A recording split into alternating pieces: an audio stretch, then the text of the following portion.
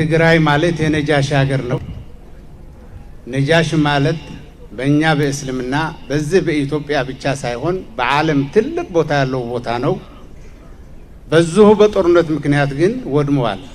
መስጂድ የሚያፈርስ ከሆነ ቤተክርስቲያን የሚያፈርስ ከሆነ ይሄ በጣም ትልቅ ነገር ነው። የሆነ ሆኖ ግን እዚህ ያላችሁ ሰዎች ቅድም እንደተባለው ተጋፋፍታችሁ መጣችሁ። እናንተ ጋራ የነበሩ ሰዎች ግማሽ ሙተዋል፣ ግማሹም ደረሰበት ቦታ አይታወቅም ማለት ነው። ይኑር ይሙት አይታወቅም። ግን እናንተ አላህ ስላተረፋችሁ አላህን ማመስገን አለባችሁ። ቅድስት ሀገራችን ትግራይ ለመውጋት ለማጥፋት ነው የመጣችሁ። ብዙም እንደምታውቁት ቤተክርስቲያኖቹ ፈርሰዋል፣ ካህናት ታርደዋል።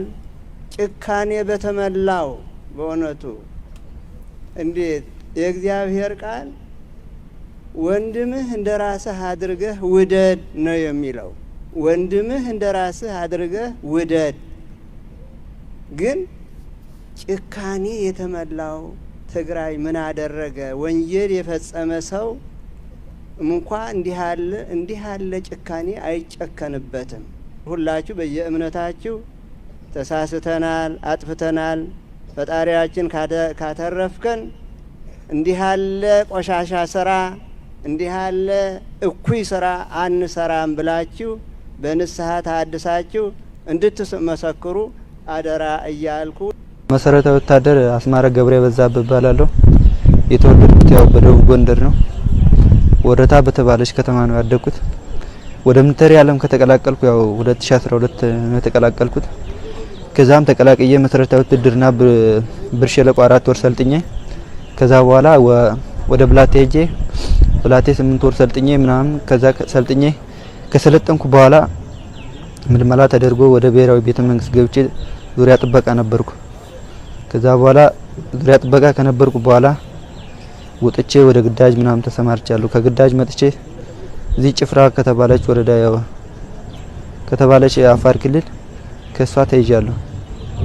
ያው እኔ ከብሔራዊ ቤተ መንግስት ነበርኩ ከሳላወርቅ ዘውዴ ጋር ማለት ነው። አጃቢ ምናምን ያው ጋንታ መሪ በሚያወርድልኝ ትእዛዝ ምናምን ፈጽማለሁ እሰራለሁ። ግን ከዛ ወጥቼ ምናምን ወደዚህ ወደ ግንባር ወደ አፋር ክልል ተቀላቅያለሁ። ከአፋር ክልልም ተቀላቅዬ መጥቼ ያው ተቀላቅዬ ከመጣው በኋላ ያው ወያኔ እናንተን ከዚህ ይገላል ያርዳል ምናምን የሚባል ነገር ነበረ። ከዛ በኋላም ያርዳል ምናምን የሚባል ነገር የለም። ያው እኔ በዛን ሰዓት እጅ ሰጥቻለሁ ለነሱ። እጅ ከሰጠው በኋላም የደረሰብኝ ጥቃትና በደል የለም እስካሁን አለው። ያው እነሱ ቲሸርት ምናምን ቀይረው እንደገና የሚበላ ነገር እያበሉ እስካሁን ያው ወደ መቀሌ ተቀላቅለናል ማለት ነው። ከጭፍራ ነበር የተያዝነው። ጭፍራ ላይ እየተንከባከቡ ምናምን አምጥተው በመኪና መቀሌ ድረስ ያው አቀላቅለውና እኛ ደግሞ ነበርነው ከሻምበል እንትና ጋር ነበረን፣ ባለካሳራው ጋር ነበረን። ሻምበል በየነጋ ከሱ ጋር ነበረን። እሱ ደግሞ ራሱን ይዘ በእግር ወጣ።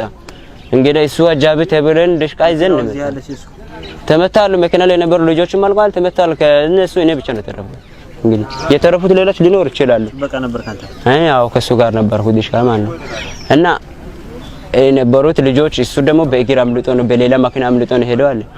እንግዲህ ይሄ ለምሳሌ እንደዛ ሳርግ እንዴት አድርጌ ራሱ አጃብን አይደል ሞት ካለም አንድ ላይ ለመሞት ነው ወሰነ መጣነው ማለት ነው። እሱን አጅበን ነው መጣነው።